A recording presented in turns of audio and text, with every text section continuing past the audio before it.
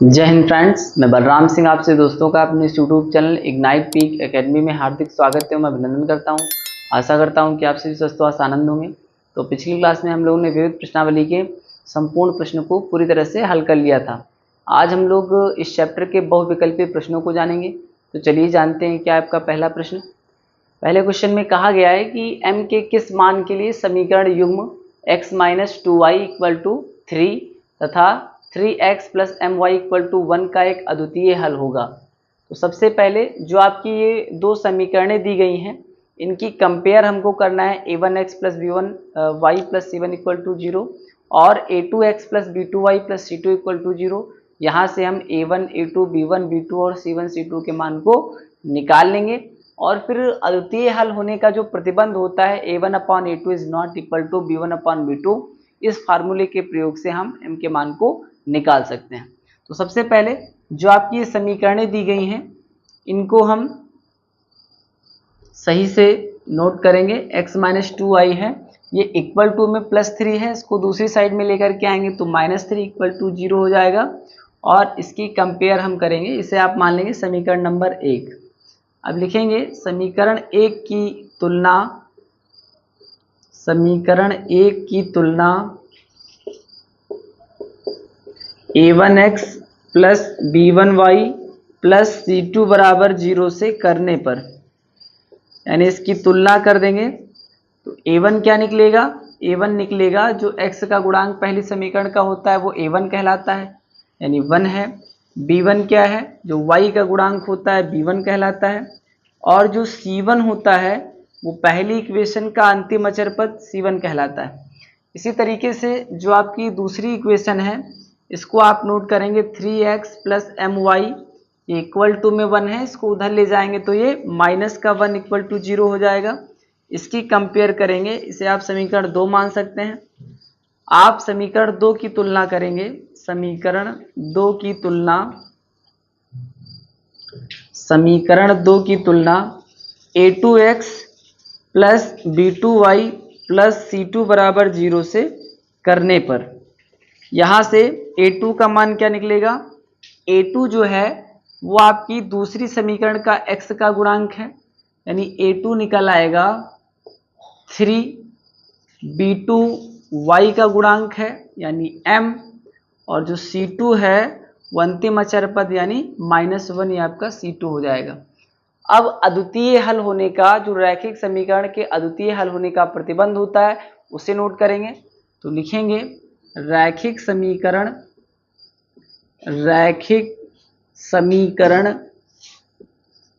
के अद्वितीय हल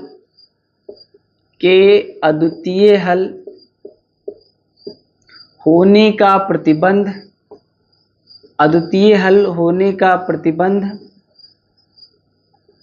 ये होता है a1 upon a2 is not equal to b1 upon b2, ये अद्वितीय हल होने का प्रतिबंध होता है। यहाँ से a1, a2, b1, b2 का मान रखेंगे। a1 है 1, a2 है 3 is not equal to b1 है -2 और जो b2 है वो है m। इसमें कहा गया है कि m के किस मान के लिए, तो यहाँ से इसका क्रॉस मल्टीप्लाई हो जाएगा तो ये कितना आएगा, ये आएगा m1 जा m is not equal to 3 2 जा -6। क्या आ जाएगा, m1 जा m हो जाएगा, 3 2 जा, क्योंकि -2 लगा हुआ है तो -6 हो जाएगा। ये आपका किस ऑप्शन में नजर आ रहा है, ये आपका ऑप्शन नंबर सी में नजर आ रहा है, इसलिए पहले का ऑप्शन नंबर सी ये आपका राइट आंसर हो जाएगा। अब इसे आप नोट कर सकते हैं। फिर इसके बाद में हम लोग बात करेंगे क्वेश्चन नंबर 2 की।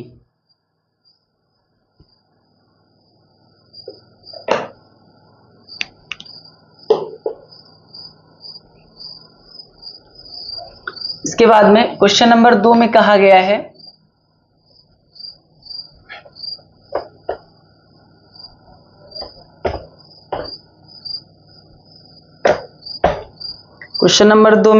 है कि यदि रैखिक समीकरण युग्म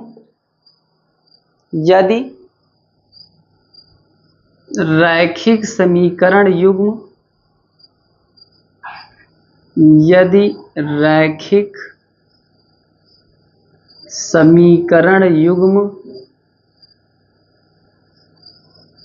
यदि रैखिक समीकरण युग्म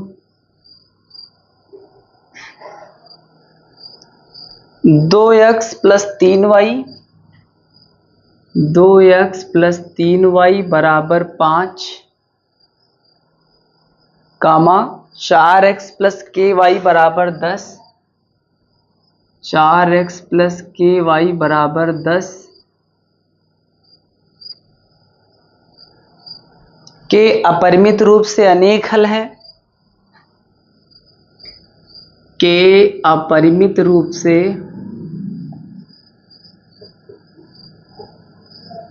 अनेक हल हैं, के अपरिमित रूप से अनेक हल हैं, तो के का मान है,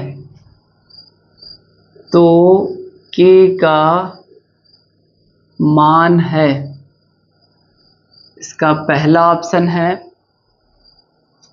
1/2, पहला ऑप्शन है 1/2, इसका दूसरा ऑप्शन है 1, इसका तीसरा ऑप्शन है 3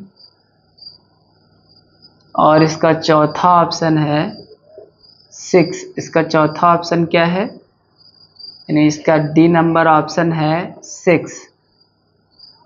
तो सबसे पहले इसमें 2 समीकरणें दी गई हैं, इन समीकरणों को हम हल करेंगे। तो सबसे पहले जो आपकी ये समीकरण दी गई है, इसको अगर हम व्यवस्थित रूप से लिखें तो इसमें जो इक्वल टू 5 है, इसको इक्वल टू के दूसरी साइड में ले जाएंगे तो माइनस का 5 आएगा, इक्वल टू 0 हो जाएगा, इक्वेशन नंबर फर्स्ट मान लेंगे।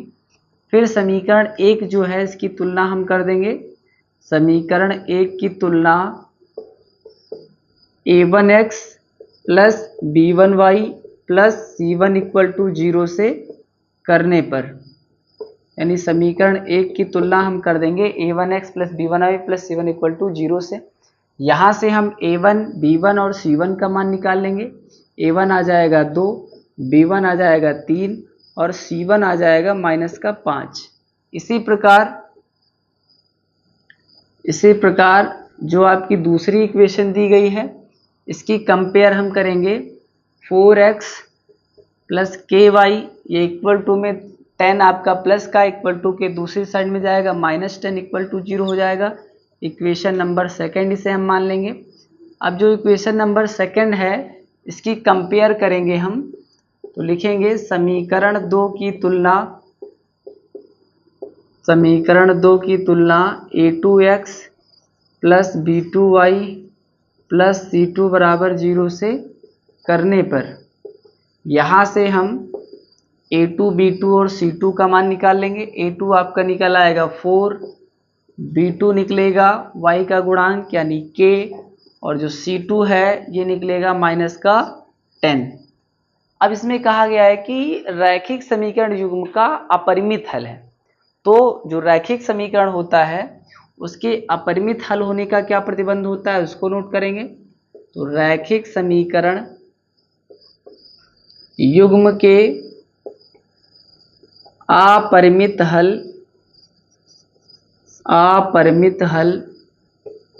होने का प्रतिबंध,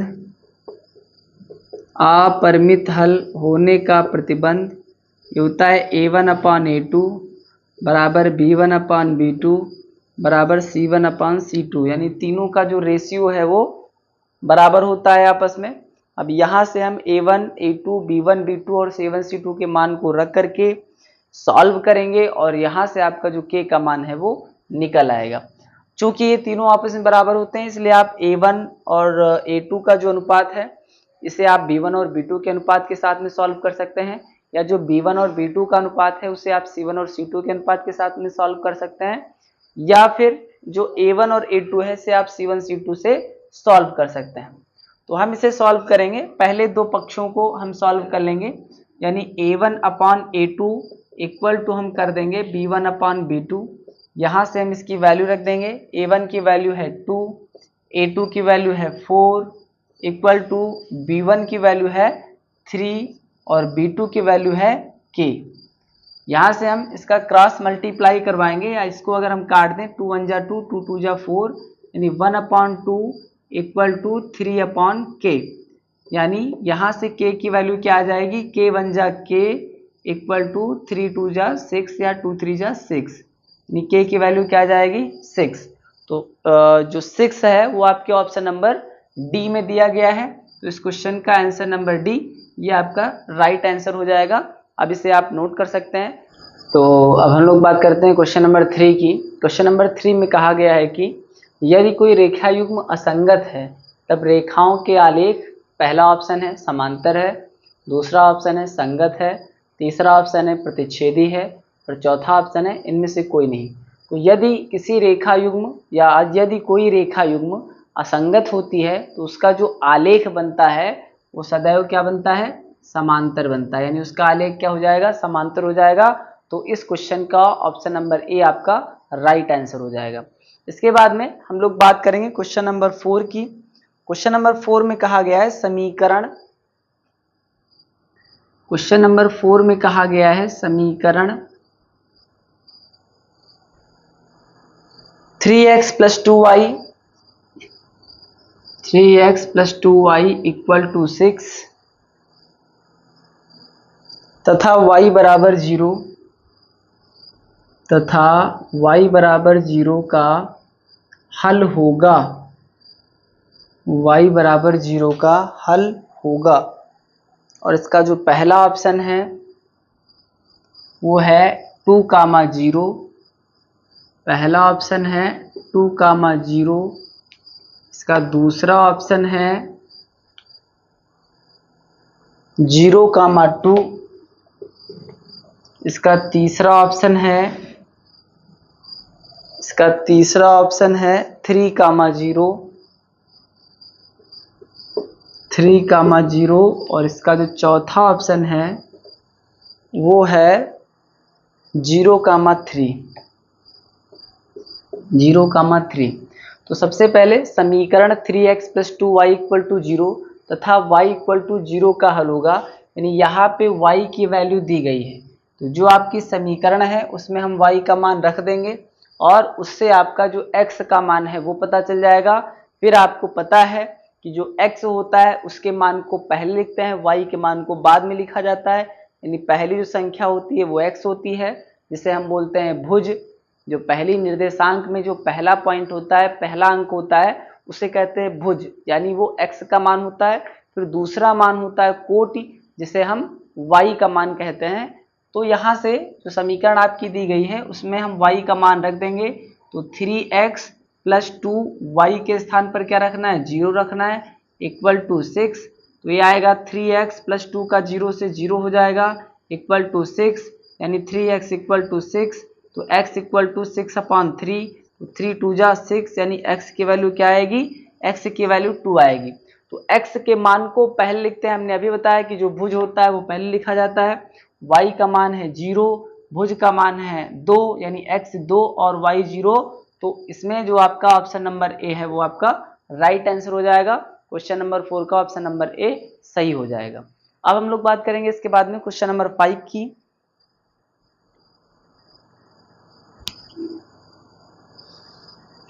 क्वेश्चन नंबर 5 को इसके बाद में हम लोग सॉल्व करते हैं।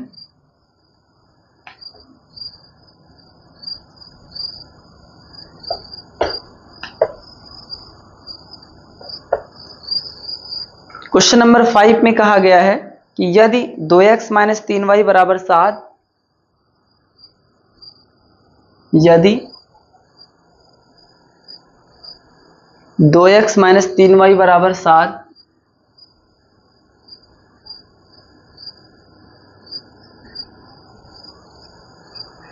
तथा a + b तथा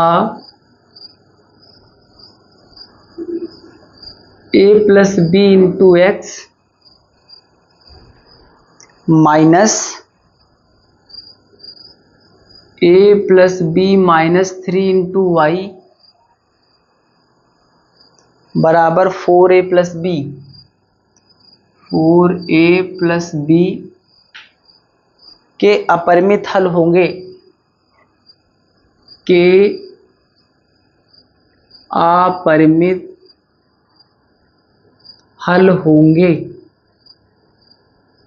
यदि इसका पहला ऑप्शन है, यदि इसका पहला ऑप्शन है a बराबर 5 b बराबर 1, a बराबर 5 b बराबर 1। इसका दूसरा ऑप्शन है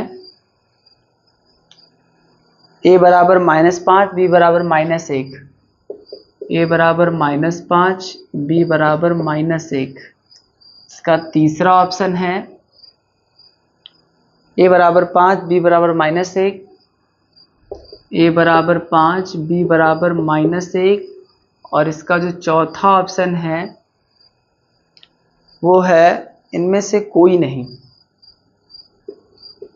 इनमें से कोई नहीं। सबसे पहले जो इसमें से समीकरणें दी गई हैं, जो दो समीकरणें दी गई हैं, दोनों समीकरणों को हम व्यवस्थित रूप से लिखेंगे। जो इक्वल टू के दूसरी साइड में जो पद दिया गया है उसको इक्वल टू के बाईं ओर लेकर के आएंगे, तो जो धनात्मक वैल्यू है वो ऋणात्मक हो जाएगी। और इस तरीके से जो समीकरण प्राप्त होगी उसकी कंपेयर हम करेंगे a1x plus b1y plus c1 equal to 0 से। जो आपकी दूसरी समीकरण प्राप्त होगी उसकी कंपेयर करेंगे a2x plus b2y plus c2 equal to 0 से। यहाँ से हम a1, a2, b1, b2 और c1, c2 के मान को निकाल लेंगे। फिर अपरिमित हल दिया गया है तो उसका जो प्रतिबंध होता है वो होता है a1 upon a2 equal to b1 upon b2 equal to c1 upon c2। यहाँ पे हम जो मान निकाले हैं a1, a2 के उसको रखेंगे। रखने के बाद में जो a और b की दो समीकरणें बन जाएंगी, a और b को लेकर के दो समीकरणें बन जाएंगी। उन दोनों समीकरणों को सॉल्व करने के बाद में a और b के मान को प्राप्त किया जा सकता है। सबसे पहले हम लिखेंगे जो आपकी समीकरण दी गई है इसे हम लिखेंगे 2x माइनस 3y, ये 7 इधर आएगा तो -7 equal to 0, equation number first मान लेंगे। फिर आप लिखेंगे समीकरण 1 की तुलना, समीकरण 1 की तुलना ये करना है a1x plus b1y plus c1 equal to 0 से करने पर तो जो a1 है वो निकल आएगा 2x का गुणांक, b1 ये निकलेगा y का गुणांक -3, c1 अंतिम अचर पद ये आपका -7। इसी प्रकार जो इक्वेशन 2 दी गई है इसकी कंपेयर हम करेंगे, यानी ये है a प्लस बी एक्स, फिर है माइनस का a plus b -3 into y, ये पूरा पद इक्वल टू के दूसरी साइड में आएगा तो माइनस का हो जाएगा, यानी माइनस हम कॉमन ले लेंगे तो -4a plus b equal to 0 हो जाएगा। इसे हम मान लेंगे इक्वेशन नंबर सेकंड। तो लिखेंगे इक्वेशन सेकंड की तुलना या समीकरण 2 की तुलना, समीकरण 2 की तुलना a2x plus b2y plus c2 equal to 0 से करने पर जो a2 निकलेगा, a2 क्या निकलेगा, x का गुणांक a2 यानी a प्लस बी निकल आएगा। b2 जो y का गुणांक है ये b2 निकलेगा, यानी माइनस का a प्लस बी माइनस का 3। फिर जो c2 है ये अंतिम अचर पद यानी माइनस का 4a प्लस बी और माइनस कॉमन है, यह आपका a1, a2, b1, b2 और c1, c2 के मान निकल आए। फिर इसके बाद में जो अपरिमित हल होता है उसके लिए क्या प्रतिबंध होता है इसको लिखेंगे। तो लिखेंगे अपरिमित हल के लिए, अपरिमित हल के लिए फार्मूला हो जाता है a1 अपॉन a2 बराबर b1 अपॉन b2 बराबर c1 अपॉन c2। यहाँ से हम a1, a2 और b1, b2 इन सब के मानों को रख देंगे। तो a1 का मान ये दिया गया है 2, a2 का मान a प्लस बी, फिर b1 का मान माइनस का 3, b2 का मान माइनस का a प्लस बी माइनस 3, यहाँ से माइनस आपका ये कट जाएगा। c1 का मान है माइनस का 7 और c2 का मान है माइनस का 4a प्लस बी, ये माइनस से माइनस आपका कट जाएगा। अब एक बार हम 2 upon a plus b equal to 3 upon a plus b -3 इसको लेकर के हल करेंगे। और दूसरी बार जो आपका b1 और b2 है यानी 3/a + b -3 = 7/4a + b को सॉल्व करेंगे। ऐसा करने से आपकी दो इक्वेशंस तैयार हो जाएंगी और उन दोनों इक्वेशंस को आप सॉल्व करके a और b के मान को निकाल सकते हैं। a और b का जो मान आएगा उसको हम इसके जो ऑप्शन दिए गए हैं उससे कंपेयर करेंगे और जो ऑप्शन आपका मैच करेगा वही आपका क्वेश्चन नंबर 5 का राइट आंसर हो जाएगा। तो इतना आप लोग नोट कर लीजिए, फिर इसके बाद में हम इसको आगे सॉल्व करते हैं और a और b की वैल्यूज को निकालते हैं।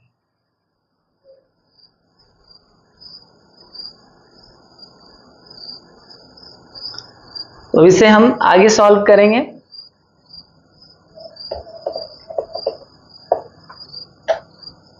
अब जो आपका a1 a2 और b1 b2 का ये अनुपात निकला है इसको हम क्रॉस मल्टीप्लाई कराएंगे।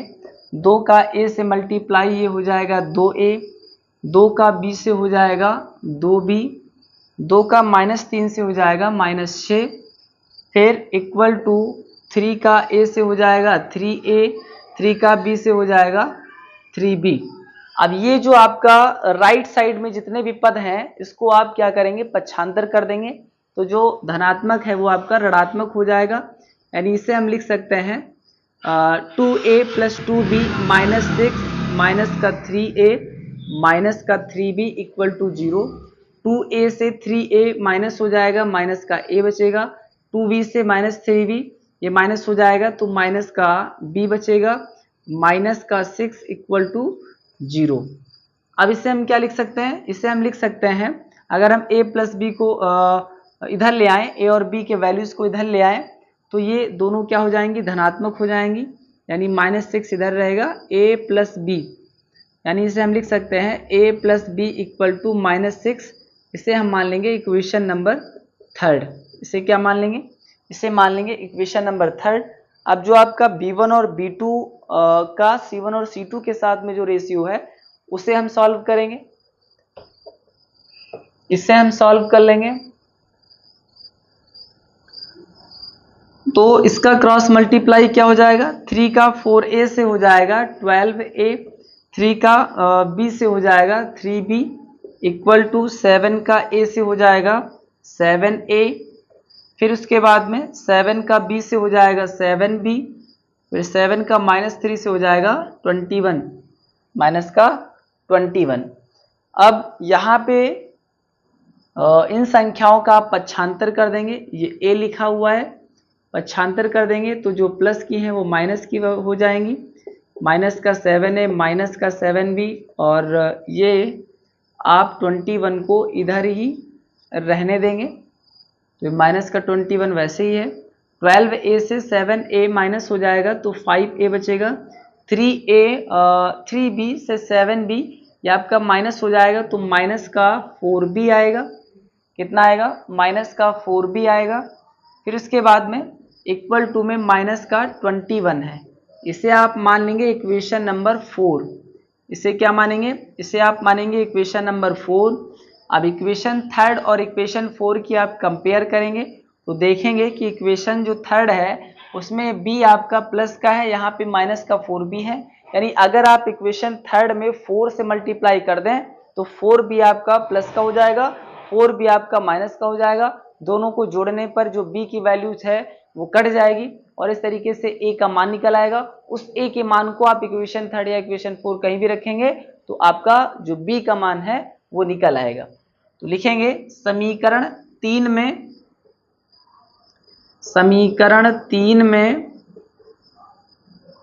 4 से गुणा करके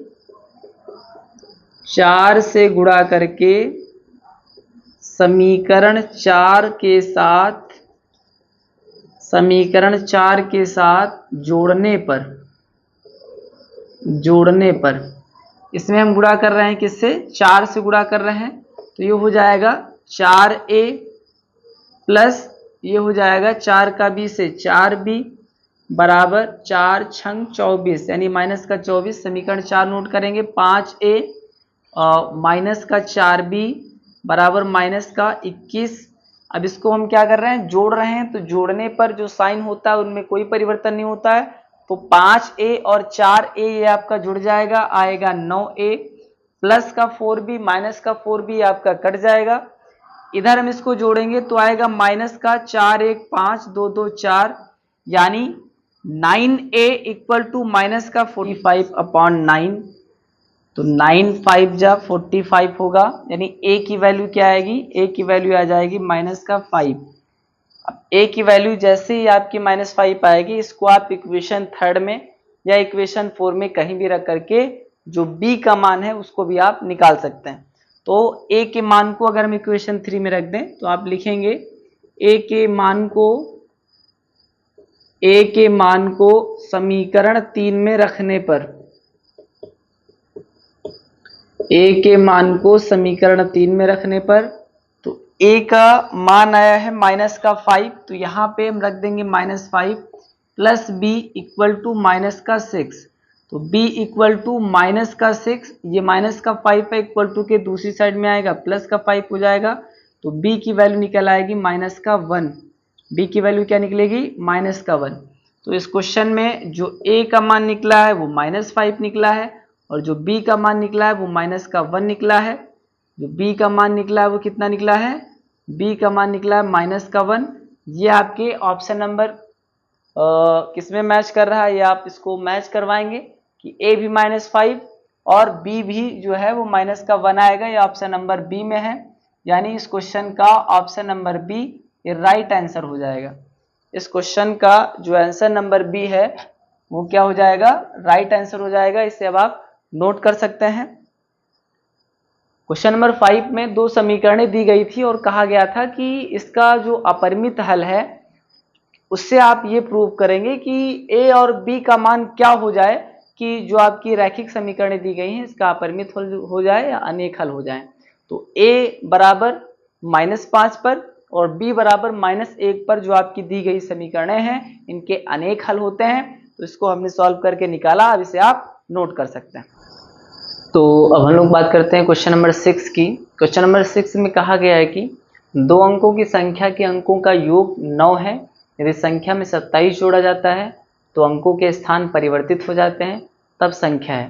तो सबसे पहले आपको ये संख्या माननी पड़ेगी कि दो अंकों की संख्या क्या है, और उसके बाद में जो क्वेश्चन के अकॉर्डिंग तथ्य दिए गए हैं उनको फॉलो करते हुए समीकरणों को बनाना है। फिर उन समीकरणों को सॉल्व करने के बाद में x और y के मान निकल आते हैं। फिर जैसे ही आपके x और y के मान निकलते हैं, आपने जो संख्या मानी है उसमें x और y के मान को रख करके हल करते हैं, आपकी जो अभीष्ट संख्या है वो पता चल जाती है। तो सबसे पहले हम मानेंगे इस क्वेश्चन में, माना दो अंकों की संख्या बराबर 10x प्लस y है, जिसमें कहा गया है कि जो आपने संख्या मानी है 10x प्लस y, इसमें x आपका दहाई का अंक है, y आपका इकाई का अंक है। अंकों के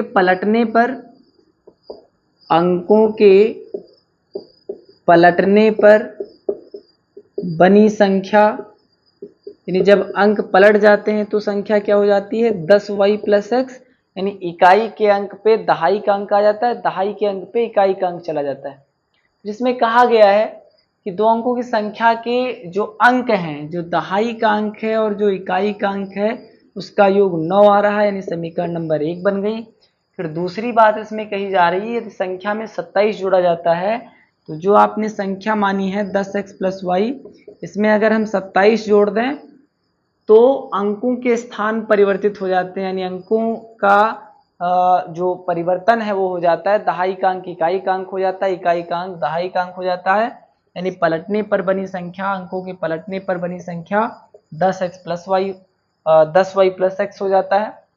अब इसका हम पक्षांतर कर देते हैं, यानी जो आपका दाहिनी ओर का ये पद है इसको इक्वल टू के दूसरी साइड में ले जाएंगे, तो ये आएगा 10x plus y plus 27 minus 10y minus x। ये क्या बचेगा, ये बच जाएगा 10x से 1x जाएगा तो बचेगा 9x, 1y से 10y जाएगा तो माइनस का 9y प्लस 27 बराबर 0, बराबर क्या हो जाएगा, 0 हो जाएगा। यहाँ कॉमन नजर आ रहा है 9, तो बचेगा x माइनस वाई प्लस 3 और उसके बाद में x माइनस वाई प्लस 3 बराबर 0। जो गुणे में होता है कहाँ चला जाता है, बटे में चला जाता है, यानी ये आएगा x माइनस वाई प्लस 3 बराबर 0। 0 के बटे में 9 चला जाएगा तो पूरा 0 हो जाएगा। इसे हम लिख सकते हैं x माइनस वाई बराबर माइनस का 3, समीकरण नंबर 2। इसे क्या मान लेंगे, समीकरण नंबर 2 मान लेंगे। अब समीकरण 1 और 2 की कंपेयर करेंगे तो यहाँ पे देखेंगे प्लस का y है, यहाँ पे माइनस का y है, यानी अगर हम समीकरण 1 और समीकरण 2 को जोड़ दें तो जो y का पद है वो कट जाएगा और इस तरीके से x का एक मान निकलेगा जिसे हम किसी भी इक्वेशन में रख करके y के मान को निकाल सकते हैं। अब लिखेंगे समीकरण 1 और 2 को जोड़ने पर, समीकरण 1 व 2 को जोड़ने पर, समीकरण 1 थी x प्लस वाई बराबर 9, समीकरण 2 है x माइनस वाई बराबर माइनस 3। जोड़ने पर जो आपका साइन होता है उसमें कोई परिवर्तन नहीं होता है, तो x और x जुड़ जाएगा 2x हो जाएगा, plus y minus y cut जाएगा, 9 से 3 जाएगा 6 बचेगा, x बराबर 6/2, तो 2 3 6, x का मान क्या आएगा 3 आएगा। तो इस क्वेश्चन में जो x का मान आ गया वो 3 आ गया। अब x के मान को आप इक्वेशन फर्स्ट में या इक्वेशन सेकंड में कहीं भी रखेंगे तो जो y का मान है वो भी निकल आएगा। तो लिखेंगे x के इस मान को समीकरण 1 में रखने पर, x के इस मान को